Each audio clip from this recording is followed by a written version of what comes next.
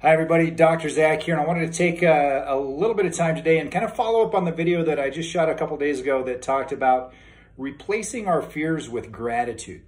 And one of the reasons this becomes so important is that the nature of our brain, the chemical makeup of our brain, is actually profoundly affected by the types of thoughts that we have. Caroline Leaf, who is an amazingly brilliant researcher who has spent a lot of time learning how the brain works. She's got her PhD in neuroscience and is, she's just brilliant. But she talks about how the thought that we have right now, it's abstract, right? It's just something that's kind of floating around, our brain kind of attaches to, and it starts the process of creating a protein inside the brain that starts attaching itself to neurons.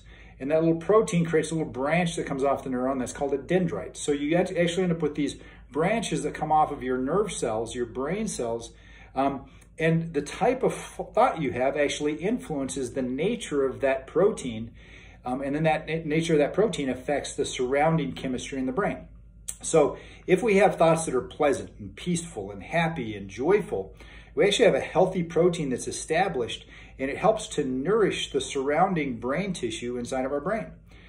If we have thoughts that are based upon fear or shame or regret or frustration, anger, hatred, it actually creates a damaging protein, and that protein causes a totally different looking dendrite or a branch that looks all jagged and gnarly, and it will impact the chemistry in the surrounding part of the brain as well in a negative way.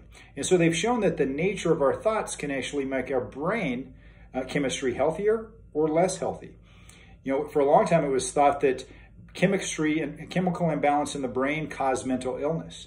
Now what they're showing is bad thought patterns affect the chemistry balance in the brain, and then that can lead to mental illness as well. So with that said, it makes it really important to think about what we're thinking about, to really concentrate on what we're programming our brain with, because our brains are being programmed, whether we like it or not, right? If you're watching the news right now, in the COVID crisis that we're in right now, you're having fear poured into your brain all the time. Fear, confusion, frustration, lots of stuff that's going on.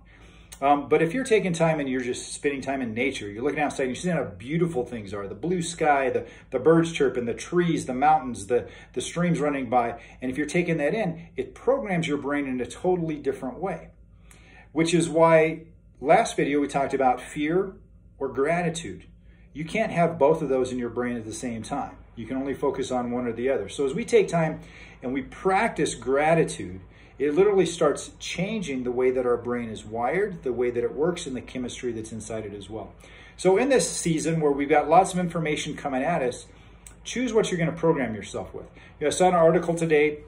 I don't know if you guys can see this. It's been kind of floating around, and it's this happy masked family.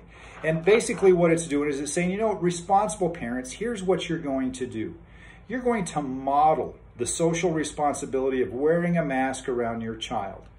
Because that's what responsible parents do. Even while you're in your house, washing the dishes, doing something every day, set an example. Well, we can do that. And that's fine, because kids are going to pick up what we model for them. Or we could take and we could model this for them. We could program ourselves and our kids with this truth that we are fearfully and wonderfully made, that we have inside of us this amazing immune system that is constantly paying attention to what's going on around us and exposure to germs and viruses, other things that are coming at us, and it adapts and it creates healing responses. It helps us repair and helps us to be healthy. It helps us to live a vibrant, dynamic life. And that if we recognize that and we nurture that by eating good, healthy foods, getting plenty of exercise and sunshine and fresh air, and if we spend time together with people we love and we start laughing and we enjoy our fellowship with one another, and we fill our mind with things that we're grateful for, things that build us up on the inside, we can program ourselves and our kids to have a vibrant, dynamic perspective on life. Or we can teach them to, we live in a harmful world. We need to program ourselves to be nice, and we need to program ourselves to do what's socially acceptable, because, down the road, we're going to have another hard decision to make as well. Because we're being told that life isn't going to get back to normal until the vaccine comes out. And then once we get the vaccine, then we can get back to normal.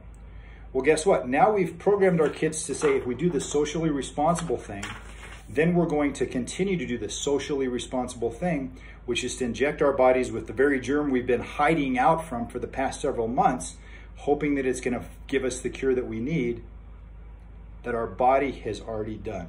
So think about what you're thinking about. Think about what you're modeling to your kids. Think about what you're programming your brain with, because it matters. It makes all the difference in the world. Till next time, I love you guys. Stay strong, stay healthy, stay vibrant, stay dynamic, stay engaged.